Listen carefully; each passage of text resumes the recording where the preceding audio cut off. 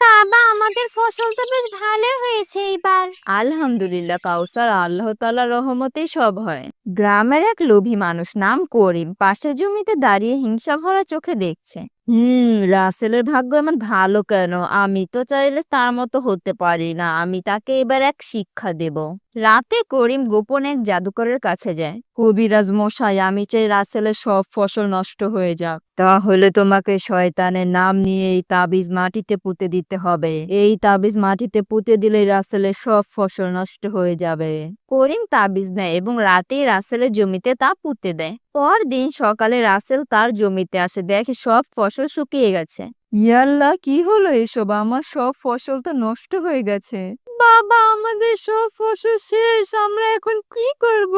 হে আল্লাহ, যদি কেউ অন্যায় করে থাকে আপনি তার বিচার করুন। আমি আপনার উপরই ভরসা রাখি।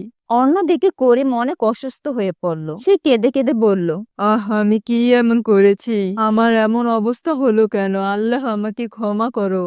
সে ভয় পেয়ে গ্রামের মসজিদে দৌড়ে যায়। ইমাম সাহেবের কাছে গিয়ে সব স্বীকার করে। ভাই করিম, কালো জাদু করা বড় গুনাহ। রাসূল সাল্লাল্লাহু আলাইহি সাল্লাম বলেছেন, যে জাদু করে বা করায় সে ইসলামের সীমানা অতিক্রম করে।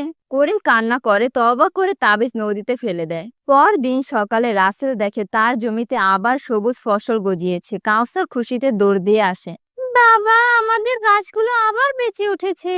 আল্লাহ তাআলার উপর ভরসা রাখলে তিনি কখনো কাউকে নিরাশ করেন না। করিম রাসেলের কাছে এসে ক্ষমা চায়। রাসেল তাকে ক্ষমা করে দেয়। ভাই করিম, আল্লাহ সব ক্ষমা করেন যদি আমরা আন্তরিকভাবে তওবা করি। আমি আর কখনো এ পথে যাব না, কাউকে আর কালো জাদু করব না।